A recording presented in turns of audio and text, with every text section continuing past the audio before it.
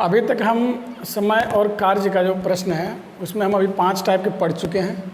ये छठा प्रश्न हमारा है, छठा टाइप पर है। देखते हैं हमने पहले क्या क्या सीखा है, उसको एक बार रिवीजन कर लेते हैं। हमने सीख रखा अभी तक कि ए किसी काम को 10 दिन में पूरा करता है और बी उसी काम को 15 दिनों में पूरा करता है, तो ए और बी मिलकर के कितने दिन में काम करेंगे, ये हमने टाइप फर्स्ट वीडियो में हमने पढ़ लिया है। ठीक है, दूसरा वीडियो हमने पढ़ा था कि ए और बी किसी काम को 600 मिनट में पूरा करता है, ए उस काम को अकेले 900 मिनट में पूरा करेगा, तो बी उसी काम को करने में कितना समय लेगा, कितना मिनट का समय लेगा, ये भी हमने दूसरे वीडियो में पढ़ लिया जो कि हमारे चैनल पे है। तीसरा वीडियो हमने ये भी पढ़ा है कि ए किसी काम को 10 दिन में पूरा करता है, बी उसी काम को 12 दिन में पूरा करता है, सी उसी काम को 20 दिनों में पूरा करता है। यदि वो तीनों मिल जाए, ए बी सी तीनों मिल करके अगर काम करे तो वो कितने दिनों में करेगा, ये हम टाइप 3 में देख चुके हैं, वीडियो बन चुका है। अब हमने चौथे टाइप में हमें ये पढ़ा था कि ए प्लस बी प्लस सी किसी काम को 10 दिन में पूरा करता है, ए उसे 30 दिनों में पूरा करता है, बी उसे 40 दिनों में पूरा करता है, तो सी कितने दिनों में पूरा करेगा, ये भी हम पढ़ चुके हैं। ठीक है, पांचवा वीडियो भी हमने टाइप पर भी डाल रखा है कि ए और बी मिल करके 4 दिनों में कोई काम को कर लेता है, उसी काम को बी और सी मिल करके 5 दिनों में करता है, और उसी काम को ए प्लस सी मिल करके 2 दिन में पूरा करता है। तो तीनों मिलकर अगर तीनों मिल जाए ए प्लस बी प्लस सी तो उसी काम को कितना दिन में पूरा करेगा, ये भी हम सीख चुके हैं, वीडियो बनाया जा चुका है। ठीक है, आप लोग के लिए एक होमवर्क रहेगा कि ये जो हमने अभी दे रखा है इन सभी 5 टाइप पे आप अपने से खुद वीडियो बना करके हमें कमेंट में बताएं। ठीक है, अब अगला टाइप देखते हैं, टाइप 6 में, और इसको सोल्व करते हैं, सीखते हैं। ए किसी काम को 25 दिनों में तथा बी उसे 30 दिनों में अलग अलग कर सकता है। तो लिखा हुआ है कि ए किसी काम को 25 दिन में कर लेता है, बी उसी काम को 30 दिन में करता है, अलग अलग करता है, अकेले अकेले करता है। 10 दिनों तक ए काम कर लेता है, ए जो है वो 10 दिन अगले 10 दिन तक और काम करता है, और उसके बाद क्या करता है, छोड़ देता है। काम करने के बाद काम करना छोड़ देता है 10 दिन करने के बाद। शेष काम को बी कितने दिनों में पूरा करेगा, तो कह रहा जो बचा हुआ काम है उससे पूरा करने में बी को और कितना समय लगेगा। ठीक है, तो ये इस तरह का वीडियो है। तो चलिए हम सबसे पहले सोल्व करते हैं। हमारा वही तरीका है कि दोनों का एलसीएम लेंगे पहले। ठीक है, तो देखेंगे कि दोनों का जब एलसीएम लेते हैं तो हमारा टोटल आएगा 150, 150 आ जाता है। फिर दोनों का एक एक दिन का काम निकालना शुरू करेंगे। तो एक दिन का काम होता है 25 छक 150 और 3 150 है ना। तो दोनों मिलकर के एक दिन में मान लीजिए कि हम पहले भी बता चुके हैं कि ये जो काम है, कोई काम के मतलब हम चेयर बना रहे थे, कुर्सियां बनाने का काम करते हैं, तो ये 150 चेयर बनाने के लिए 25 दिन का समय लेता है। इसी 150 चेयर को बनाने के लिए बी जो है 30 दिनों का टाइम लेता है। अब कह रहा कि एक दिन में ए कितना बनाएगा, एक दिन में बी कितना बनाएगा, तो इसके लिए हम एलसीएम लेकर के फिर उससे डिवाइड करते हैं, तो एक दिन का काम निकल जाता है ए और बी का। ठीक है, अब दोनों मिल करके 10 दिनों तक काम करते हैं, दोनों मिल करके, है ना। 10 दिनों तक काम करने के बाद एक काम करना छोड़ देता है, शेष काम को बी कितने दिनों में पूरा करेगा। ठीक है, तो ए 10 दिन तक काम करेगा, तो 10 दिन का काम कितना हो जाता है, देखिए एक दिन में 6, तो 10 दिनों में कितना, तो 60, यानी 60 चेयर बन चुका है।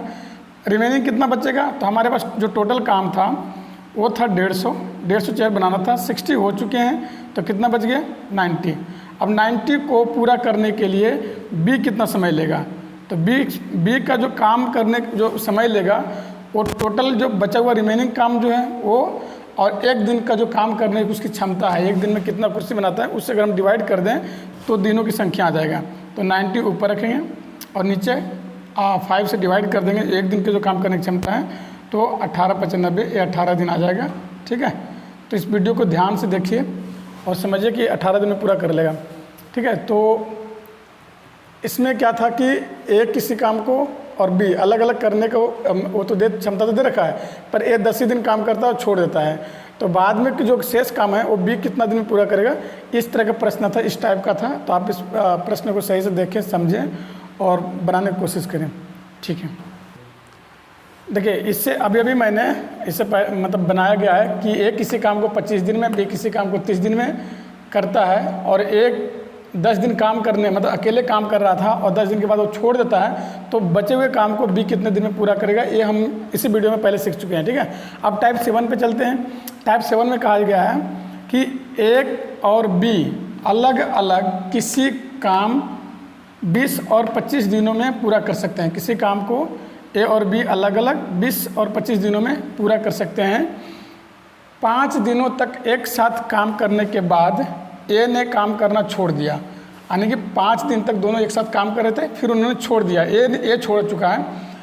बचा हुआ काम जो है बी शेष काम को कितने दिनों में पूरा करेगा। ठीक है, तो प्रश्न आपको समझ में आ गया होगा।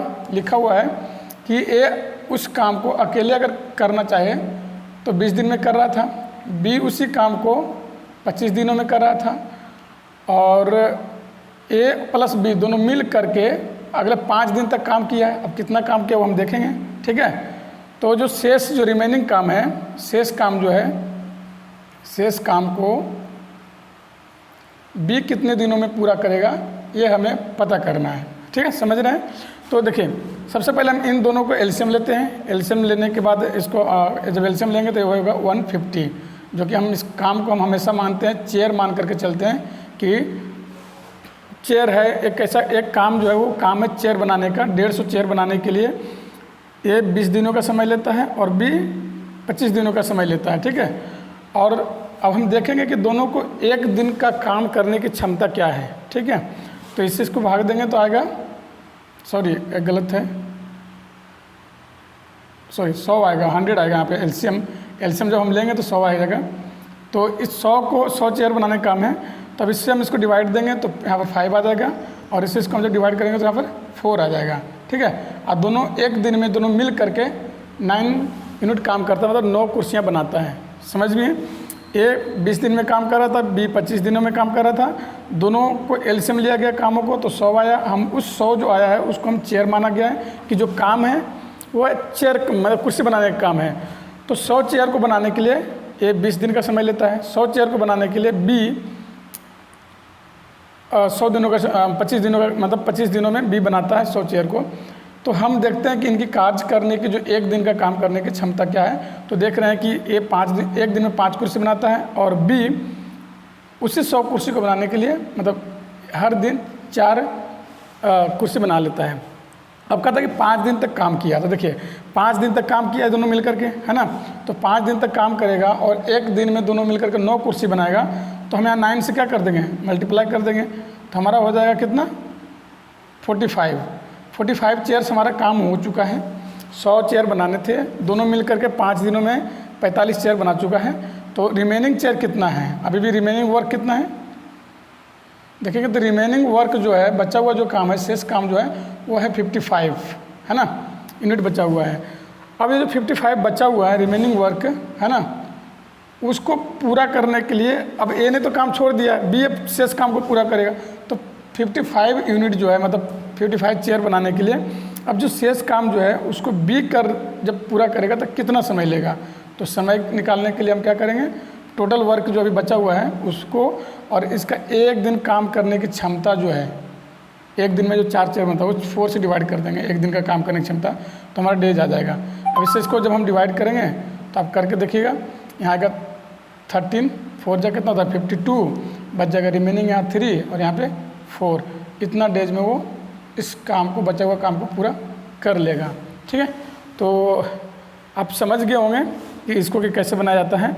जब उन्होंने 5 दिनों तक साथ काम किया तो दोनों पूरे पावर के साथ मतलब काम कर रहा था, तो 9 यूनिट बना रहा था। 5 दिनों में 45 बन चुका था, ए छोड़ चुका है। बचा हुआ काम को जो रिमेनिंग पूरा करने के लिए बी को समय चाहिए, तो बी उसको डेली के 4 कुर्सी बना रहा है, तो 13 इंटू 3/4 डेज में पूरा कर लेगा। ठीक है, धन्यवाद।